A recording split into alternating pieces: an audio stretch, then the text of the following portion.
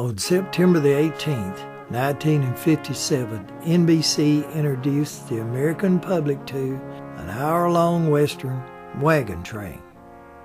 The series was inspired by a 1950 movie entitled Wagon Master, directed by John Ford, and it starred Ben Johnson, Harry Carey Jr., and Ward Bond. Wagon Train will run from 1957 until 1962 on NBC, and then from 1962 until 1965 on ABC, a total of 8 seasons. The series is about the adventures of a wagon train leaving St. Joseph, Missouri, traveling through the plains, across the Rocky Mountains, with a destination of Sacramento, California. Every wagon train must have a wagon master. Major Seth Adams, played by veteran actor Ward Bond, will become the heart and soul of the series. Wardell Edwin Bond was perfect to play wagon master Seth Adams. He had been born in Binkelman, Nebraska on 9th of April, 1903. His parents was John and Mabel Bond. Ward had one sister, Bernice. When Ward was 16, the family moved to Denver. He graduated from East High School and then attended Colorado School of Mines. Then he enrolled at the University of Southern California on a football scholarship. While there, he played offensive line and became acquainted with another player named Marion Morrison, later to be the actor John Wayne. The two didn't like each other to start with. Wayne thought that Bond was just too loud-mouthed. In 1926, the entire USC football team was hired to play in a football movie entitled Salute that starred George O'Brien and directed by John Ford. During filming of Salute, Ford knew that Wayne and Bond didn't get along very well, so he assigned them rooms together. To his surprise, the two became lifelong friends. Ford recognized the good looks and potential of Morrison becoming an actor. Morrison, or John Wayne, brought his friend Ward Bond along. In 1931, while Wayne and Bond was beginning to get started in the movies, Ward continued his education and graduated from USC with a Bachelor of Science in Engineering. In 1934, Ward got a speaking part, playing a bus driver in It Happened One Night with Clark Gable and Claudette Colbert.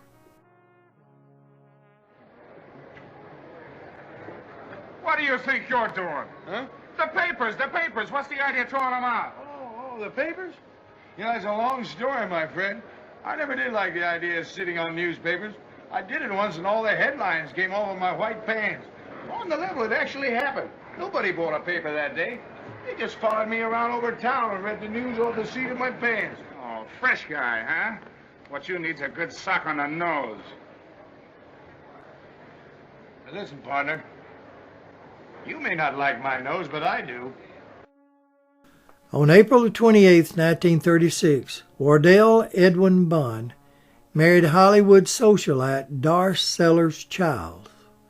Darce had been married before and had an 8-year-old son, Kenneth Dwayne Childs. In 1939, Ward played Tom in the epic movie Gone with the Wind with Clark Gable and Vivian Leigh. That same year, he'll be Adam Hartman in Drums Along the Mohawk, a John Ford movie starring Henry Fonda and Claudette Colbert. In 1940, Ward will be a policeman in Grapes of Wrath, starring Henry Fonda. In 1941, Bond will be in The Shepherd of the Hills with John Wayne, Betty Fields, and Harry Carey. On the 28th of April, 1944, Ward and Darce divorced after 8 years of marriage. The same year of his divorce, on July the 17th, 1944, While attending the Hollywood premiere of Since You Went Away and trying to cross the street, he was struck by a car. His leg was crushed in such bad shape that the doctors wanted to amputate. Ward said no. He finally recovered, but not for several years. He will limp and perform on crutches in his next few films. In January of 1946, Ward will be the best man at John Wayne's second marriage to Esperanza Barr while still on crutches. And in 1948, Bond will play Sergeant Major Michael O'Rourke in Fort Apache. With John Wayne, the director was John Ford. And 2 years later, it'll be The Quiet Man with John Wayne and Maureen O'Hara. Bond played Father Peter Lonergan. Quiet Man was directed also by John Ford.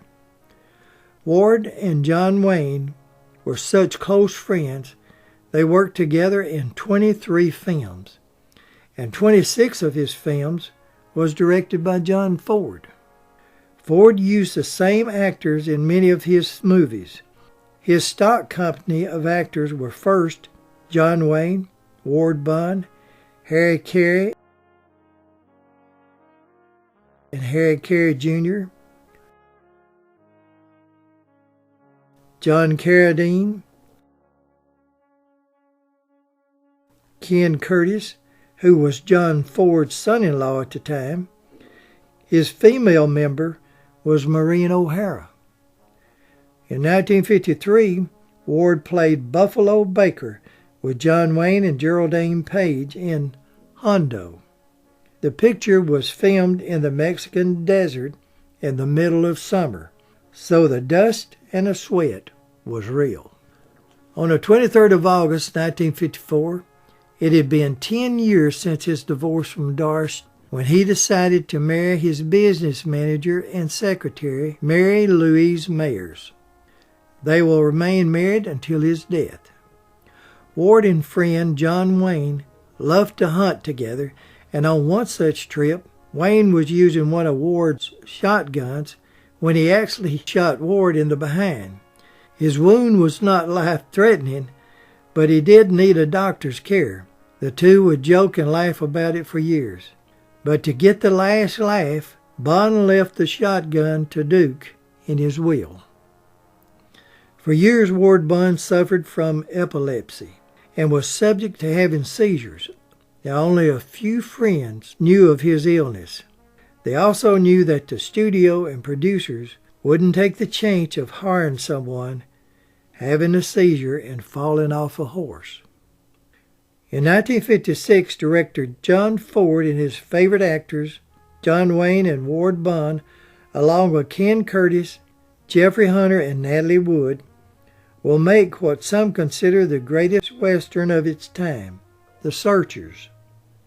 It'll be filmed at their favorite filming location, Monument Valley, Arizona.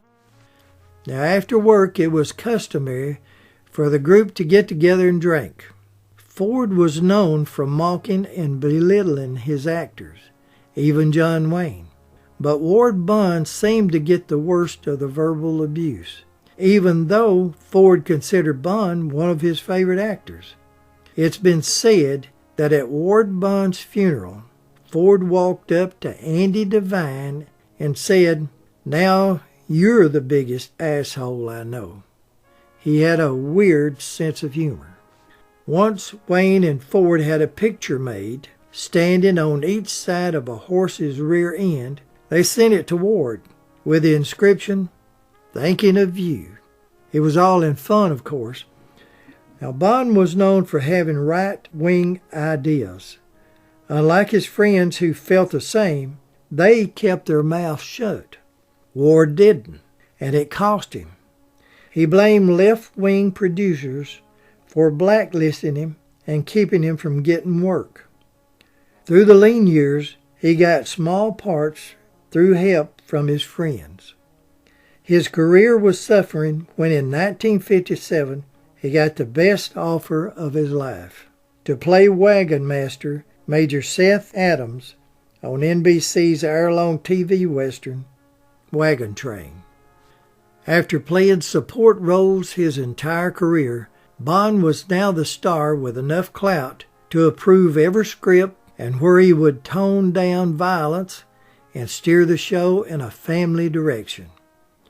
He also demanded that his two good friends, Frank McGrath, play the role of wagon train cook Charlie B. Wooster, and Terry Wilson play the assistant trail master Bill Hawks.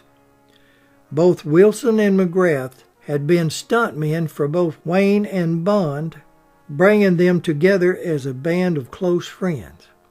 McGrath and Wilson will be the only two actors that will stay for the entire 8 seasons. Every wagon master must have a scout, and Wagon Train scout was Flint McCulloch, played by Meade Howard Horton Jr., known as Robert Horton. Robert was born in Los Angeles and spent a normal childhood. At the age of 21, he had a chance encounter with a talent scout that led him to an unaccredited part in a 1945 movie, A Walk in the Sun, that starred Dana Andrews. This started his acting career. Horton was married 3 times. All was short-lived, except his last marriage to Marilyn Bradley, that lasted 55 years until his death of natural causes in 2016, at the age of 91.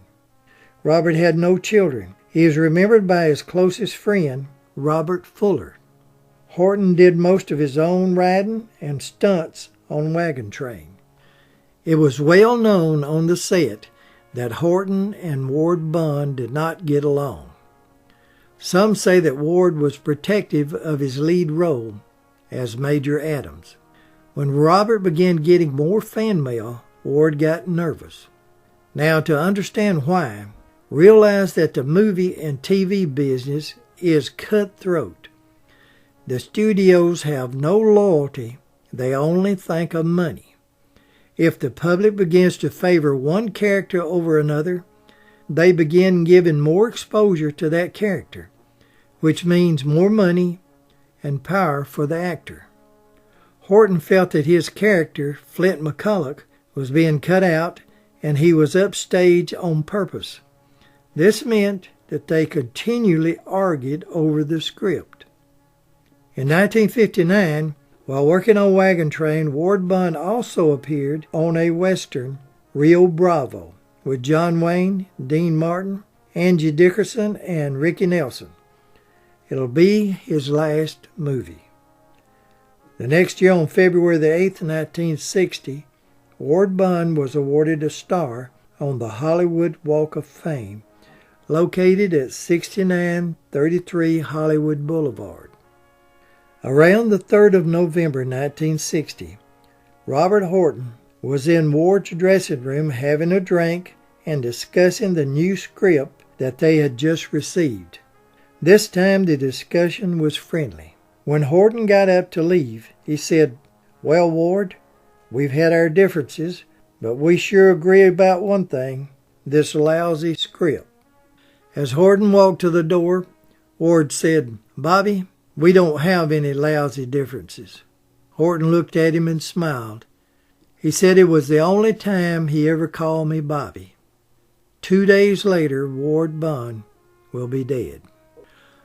On the 5th of November 1960, Ward and his wife Mary was staying at the Townhouse Motor Hotel on 2914 Hines Boulevard in Dallas. He was there to attend the Cowboy-Rams football game, against the advice of his doctor, who had told him, "Don't go to Dallas. You need your rest. Your heart is weak."